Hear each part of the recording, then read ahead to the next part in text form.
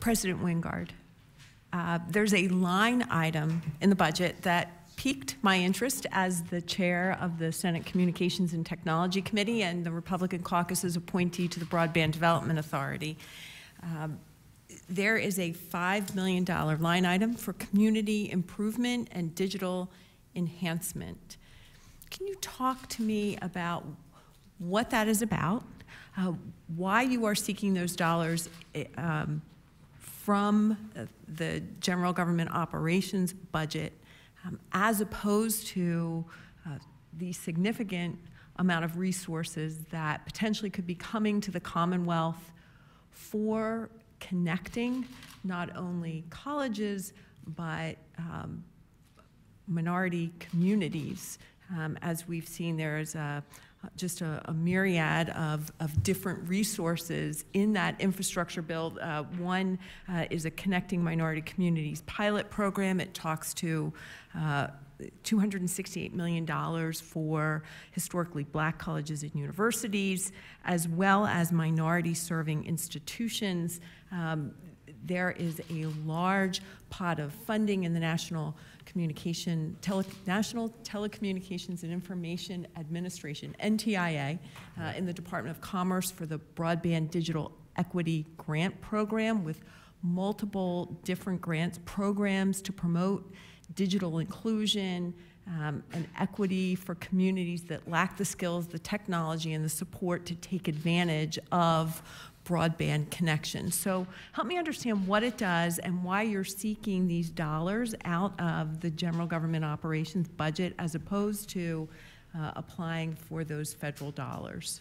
Yeah, thank you, Senator. Great question. And I'll start off by saying that the problem, the digital divide that exists in our society, in our communities right now, is so unbelievably big that we're trying to solve it through a variety of different strategies. It's bigger than we once thought it was, and it is part of the pipeline. So we just had a series of discussions about serving the small business development community in our regions. We had an earlier question about serving the pipeline of learners who are coming through K-12. We talked about the community members who work in and around our campuses, particularly ours at Temple University.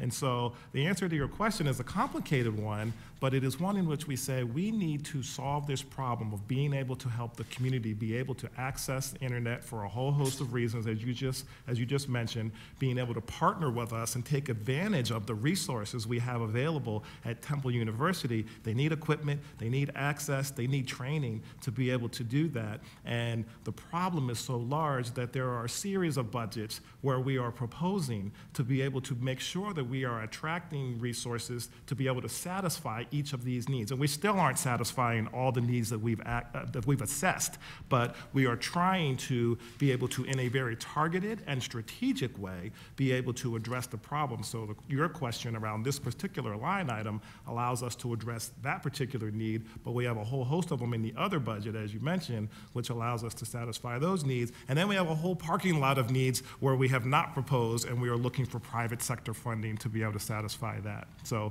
hopefully that helps to answer your question.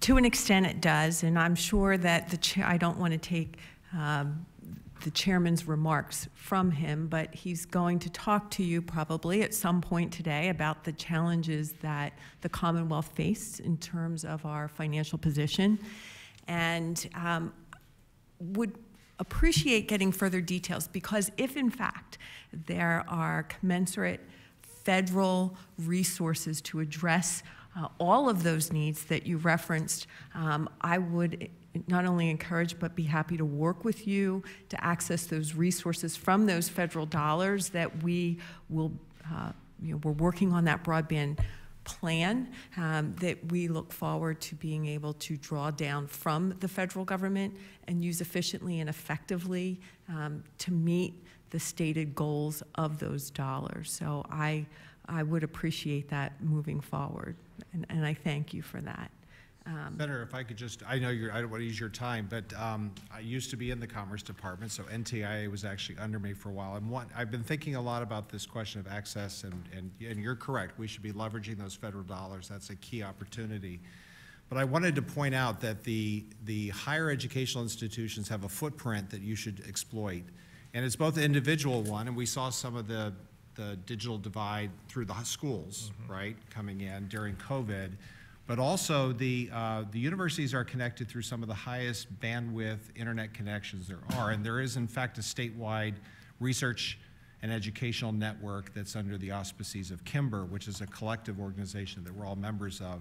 And I know that Kimber would be delighted to work with you on sort of that state strategy in terms of how we leverage our connectivity and our relationship with the communities. And that was really exciting during COVID, where we saw some exciting, I know Pitt was working with CMU on a program called MetaMesh, where we did that last mile deployment using broadband wireless technology in specific communities, both rural and urban neighborhood areas that were underserved through broadband. And I think there's just a lot we can offer to your efforts, and I just wanted to make that offer.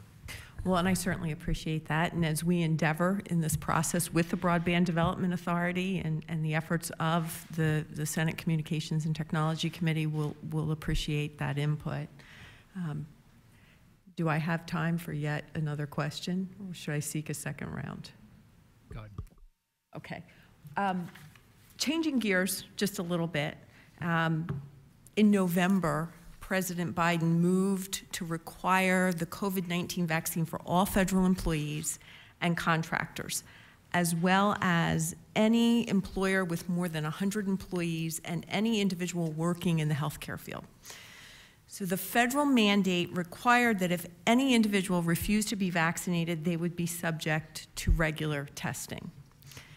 However, on January 13th, the U.S. Supreme Court blocked the Biden administration's vaccine or test mandate for large employers.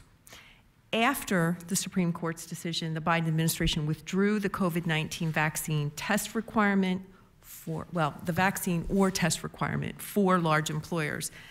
But yet I have read headlines that say certain schools in Pennsylvania have disenrolled students and dismissed staff members. So my question to each of you, it's pretty simple. It's just a yes or no answer. Has your respective university institutions disenrolled any student or faculty member for not receiving the COVID-19 vaccine? No, not for not receiving a vaccine, but for being non-compliant with the program, which required them to get an exemption if they were to be unvaccinated, which was allowed. And you honored all of those exemptions? We honored everyone that was applied for. Same answer for us. Same answer, although we did have some individuals falsify their records, and so that is a different issue. And we had individuals that improperly filled out exemption forms, for which we went back to work with them to fill them out correctly so that they could achieve an exemption. We honored all exemptions. I'm glad to know that you've honored all exemptions. As universities that are partially subsidized with state taxpayer dollars, I think it would have been antithetical to your stated purpose we heard you speak so eloquently to here today, to have disenrolled students or dismissed faculty. And I appreciate that information. Thank you. Thank you, Mr. Chairman.